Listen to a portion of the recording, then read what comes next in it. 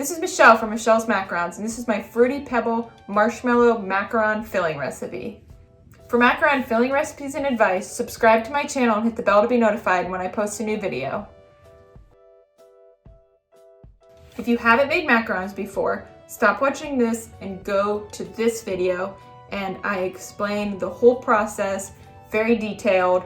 By the end of that, you'll be a macaron pro.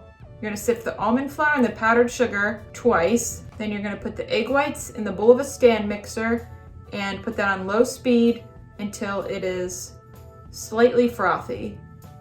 Then, without stopping it, add the cream of tartar and let that go until the bubbles are a little smaller and you can see lines in the egg whites. Then, without stopping it, you're gonna add the granulated sugar. Then turn that up to high speed and let that go until you get stiff peaks. If you haven't made macarons before, go to this recipe and I explain it in great detail about how to fold and pipe and make the meringue and everything you need to know. It should clump up in the mixer, that's good.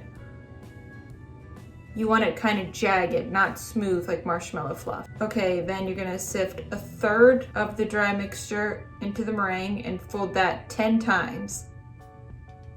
Then you're gonna sift another third of that and fold 10 more times. Then you sift the last third and fold 20 more times.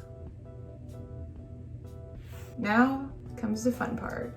So before you do this, have your Fruity Pebbles ready. There's a link below that will tell you the exact ingredients, but you're gonna be substituting some of the almond flour for Fruity Pebbles.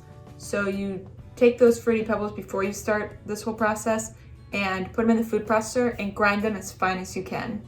And you're not gonna sift the Fruity Pebbles. You put that in after you've put all of the dry ingredients in because they won't go through the sieve. And I don't put any food coloring in the Fruity Pebbles because this kind of mixes in and makes it a Fruity Pebble color.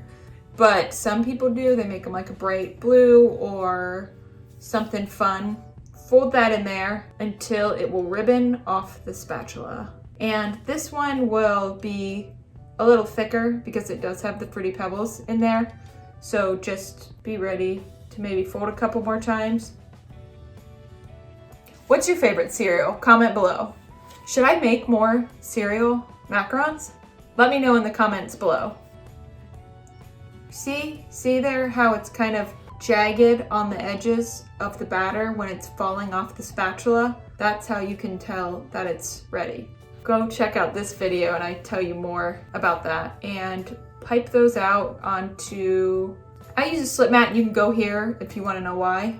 And pipe those out and slam the tray down. Better than that. That's good stuff. Okay, and then you're going to take more Fruity Pebbles, and right after you slam the tray down, you're gonna sprinkle these with Fruity Pebbles, and I like to kind of crush them up as they go. Okay. If you're enjoying this video, let me know by liking it below. Using both hands. So, okay, it looks like I've already got the marshmallow fluff in there. Then you're gonna add the butter and whip that up until it's fluffy. Then you're gonna add the powdered sugar and the vanilla. And then you're gonna add the salt. And this is so important, do not leave this part out. And beat that on low speed until it's incorporated, and then you can whip it up to high speed and really get it light and fluffy. Then you're going to add the Fruity Pebbles. And I don't grind these in the food processor before I put them in because you don't really need to. It kind of breaks up in the mixer, so you don't need to do it ahead of time. But put this on high speed and really get these crushed. But you could just crush them before in a food processor and put them in here. But then I'd be worried they'd be like a powder, which I don't know how good that would taste. But do whatever you want. Yeah, beat that until, because if not, you have a hard time. We do not like piping this one because it is so, if I don't keep it in the mixer long enough, there's bigger chunks of the Fruity Pebbles so it doesn't go through the hole in the piping bag. It is not that fun. Really make sure you beat the filling enough so the pieces of Fruity Pebble aren't too big to fit through the hole of the piping bag. Then you're going to pipe that out onto the shell. And this is it's a thicker filling, so it is harder to pipe out, but it is worth it. You could, if you think it's too thick, you could add a little heavy cream or something like that to kind of thin it out, but I think it loses a little bit of its flavor if you add cream, so I like it like this. And it gives it more of that like cereal chew, you know?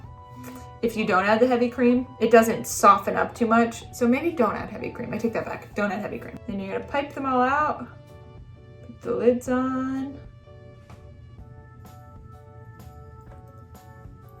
and you're good to go.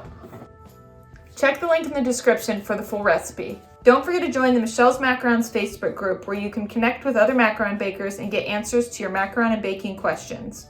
If you enjoyed this Fruity Pebble Marshmallow Macaron Filling Recipe, like, subscribe, and hit the bell to be notified when I post a new video. Check out these other macaron videos.